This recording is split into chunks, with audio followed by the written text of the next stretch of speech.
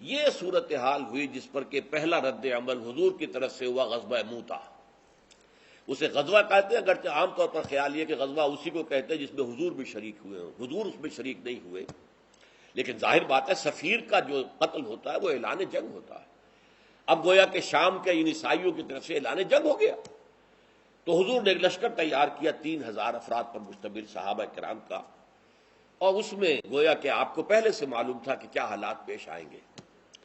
آپ نے 3 جو ہے سپہ سالاروں کا اعلان کر دیا کہ پہلے زید ابن حارثہ ہوں گے رضی اللہ تعالیٰ عنہ، اگر وہ شہید ہو جائیں تو جعفر ابن ابی طالب جو حضور کے چچا زاد بھائی ہیں، حضرت علی کے بڑے بھائی جعفر ابن ابی طالب، اور اگر وہ بھی شہید ہو جائیں تو عبداللہ ابن رواحہ، یہ انصاری ہیں رضی اللہ تعالیٰ عنہ. یہ 3 کا آپ نے نام لے کر تعین کر دیا. اب وہاں کیا ہوا، جب یہ 3000 کا لشکر جو ہے یہ حدود شام میں داخل ہوا تو معلوم ہوا کہ وہاں تو تیار ہے ایک لشکر 1 لاکھ یا 2 لاکھ پر، زیادہ روایات 2 لاکھ کی مقابلے کے لیے تیار ہے.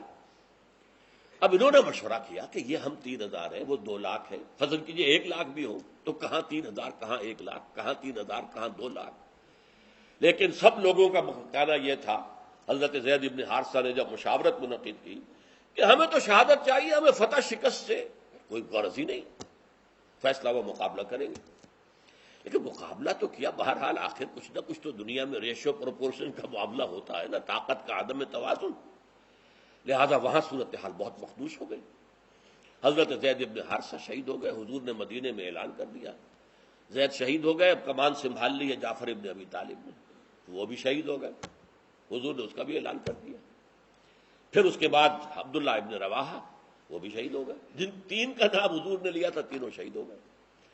اب حضرت خالد ابن ولید نے، یہ میں کہنا بھول گیا کہ صلح حدیبیہ کے بعد جو اندرون ملک عرب حضور کی دعوتی سرگرمیاں ایک دم تیز ہو گئی تھی، اس کا نتیجہ یہ تھا کہ خالد ابن ولید جو غزوہ احد میں عارضی شکست کے ذمہ دار تھے، اور عمرو ابن العاص جو سفیر بن کر گئے تھے قریش کے اور گئے تھے نجاشی کے پاس کہ ہمارے بھگوڑے یہ آ گئے ہیں مسلمان یہاں پر، یہ ہمارے غلام ہیں، انہیں واپس کرو، یہ دونوں ایمان لے آئے اسی دوران میں فتح مکہ سے پہلے. اور حضور نے فرمایا صحابہ سے کہ مکے نے اپنے جگر گوشے تمہارے قدموں میں ڈال دیے ہیں. یعنی یہ کوئی معمولی آدمی نہیں ہے، خالد ابن ولید کوئی معمولی انسان نہیں ہے، عمرو ابن العاص کوئی معمولی آدمی نہیں ہے. مکے نے اپنے جگر گوشے جو ہے وہ تمہارے قدموں میں ڈال دیے. تو حضرت خالد ابن ولید رضی اللہ تعالی عنہ اب میدان میں آئے. انہوں نے خود کمان سنبھالی اور بڑی حکمت عملی سے لشکر کو بچا کر نکال کر لے آئے. اس میں صرف یہ ہے کہ 12 مسلمان شہید ہوئے، باقی لشکر بچ کر نکل آیا. یہ بہت بڑی کامیابی تھی. لیکن جب یہ لشکر واپس مدینے پہنچا، مدینے والوں نے مٹی پھینکنی شروع کر دی، بھگوڑے ہیں، یہ میدان سے بھاگ کر آئے ہیں. حضور نے فرمایا نہیں، یہ بھگوڑے نہیں ہیں، یہ تو آئے ہیں الی فئۃ، یہ اپنی بڑی جماعت کے پاس آئے ہیں تاکہ یہاں سے مزید کمک لے کر پھر جائیں. تو اس حوالے سے حضور نے فرمایا کہ نہیں، کو بھگوڑے مت کہو. تو یہ غزوہ موتا ہوا.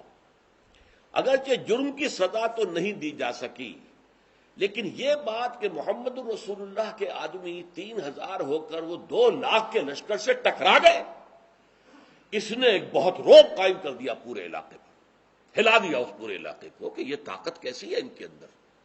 منحسن مرنے پہ ہو جس کی امید، نا امیدی ان کی دیکھا چاہیے. جس کی امید مرنے سے منسلک ہو جائے، مرنا سب سے بڑی کامیابی ہے، شہادت فی سبیل اللہ. تو اس کو کسی شے کا خوف ہوگا؟ سب سے بڑا خوف تو اسی کا ہوتا ہے، جان نہ چلی جائے. اور جو جان دینے ہی کو سب سے بڑی کامیابی سمجھے، منحسن مرنے پہ ہو جس کی امید نا امیدی اس کی دیکھا چاہیے. تو گویا کہ ایک بہت بڑا جو ہے زبردست رعب پڑ گیا، اور جس کے نتیجے میں سلطنت روما کی جو ہے جڑیں ہل گئی. اس کے بعد پھر ہرقل نے تیاری کی زور شور کے ساتھ. تو نپ دی ایول ان دی بڈ، یوں سمجھیے کہ اب یہ جو ہے ابھرتی ہوئی قوت جو آ رہی ہے جزیرہ نما عرب سے، اس کو ختم کرنے کے لیے اس نے اتنا بڑا لشکر تیار کیا کہ مدینے میں مسلسل حالت خوف طاری رہتی. ذرا سا پتہ کھڑکتا تھا، آ گئے رومی، آ گئے رومی، آ گئے رومی، آ گئے. رومیوں کے آنے کی یہ خوف جو ہے مسلمانوں پر وہاں تھا. مشرکین بھی تھے وہاں، وہ منافقین بھی موجود تھے. لیکن بہرحال نبی اکرم صلی اللہ علیہ وسلم نے 30,000 کا لشکر تیار کیا. آپ تبوک تک پہنچے اور تبوک سرحد شام کے اوپر 30,000 کا لشکر لے کر 30 دن تو لگے ہیں آپ کو جانے اور آنے میں، 15 دن، 20 دن آپ نے وہاں قیام کیا۔ ہرقل میدان میں نہیں آیا، اپنی فوج لے کر پیچھے ہٹ گیا۔ اس کی وجہ کیا ہے؟ ہرقل پہچان چکا تھا جب آپ کا خط گیا تھا، دعوتی خط حضرت دہیہ کلبی رضی اللہ تعالیٰ عنہ لے کر گئے تھے، اس نے خط پڑھتے ہی پہچان لیا، وہ عالم تھا، عیسائی عالم، کہ یہ وہی ہیں کہ جن کی نوید جو ہے وہ تورات اور انجیل میں تھی۔ وہ چاہتا تھا ایمان لے آئے، اور اس کا تفصیلی واقعہ آپ سیرت کی کتابوں میں پڑھیے کہ اس نے پوچھا کوئی عرب یہاں آیا ہوا ہے؟ معلوم ہوا کہ ہاں، ایک عرب قافلہ جو ہے کاروان تجارتی آیا ہوا، ابو سفیان کی سرکردگی، اس کو بلایا، ان سے مکالمہ کیا، اور مکالمہ کر کے ایسی باتیں نکلوائیں اگلوائیں ابو سفیان سے، اس وقت تک وہ مشرک تھا، کہ جس سے سب لوگوں کو معلوم ہو گیا کہ یہ واقعی اللہ کے رسول ہے، اور یہ تو ہرقل جو ہے یہ تو مسلمان ہونے پر گویا کہ آمادہ ہے۔ اس پر ایک بڑا جوش و خروش پیدا ہوا درباریوں میں، سپہ سالاروں میں، ان کا غصہ، ان کے نسنے پھول گئے۔ تو ہرقل ڈر گیا، وہ چاہتا تھا جیسے 325 سال قبل قسطنطین اعظم جو تھا، ایمپرر کانسٹنٹائن، اس نے عیسائیت اختیار کی تھی اور پوری رومن امپائر عیسائی ہو گئی تھی، اسی طرح اب بھی ہو جائے کہ میں مسلمان ہو جاؤں اور پوری رومن امپائر مسلمان ہو جائے۔ لیکن یہ کہ جب اس نے دیکھا کہ میرے درباری، میرے مصاحبین، میرے سپہ سالار، یہ تو نتنے ان کے پھول رہے غصے سے، تو وہ اپنی وہ جو بیڑیاں پڑی ہوئی تھی سلطنت کی، بادشاہت کی، انہی میں بندھا رہ گیا، اور اس نے انکار کر دیا۔ پہچان چکا تھا، اس نے ساری تیاری اس اعتبار سے کی تھی کہ اس کا خیال تھا کہ جیسے غزوہ موتا میں حضور نہیں آئے تھے، مسلمانوں کا لشکر تھا، اس طرح شاید اب بھی محمد نہ آئے صلی اللہ علیہ وسلم۔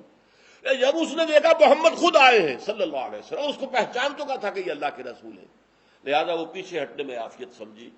چونکہ یہ ایک بڑا محاورہ ہے، غالباً انجیل کے اندر ہے، کہ وہ جیسے کہ چھری اگر تربوز یا خربوزے پہ پڑتی ہے تب بھی خربوزہ کٹتا ہے، اور اگر خربوزہ چھری پر گرے گا تب بھی خربوزہ ہی کٹے گا، اس طریقے سے چھری کا تو نقصان نہیں ہوگا، اللہ کا رسول جس سے ٹکرائے اس کے لیے شکست لازم ہے، اس لیے وہ پیچھے ہٹ گیا۔ حضور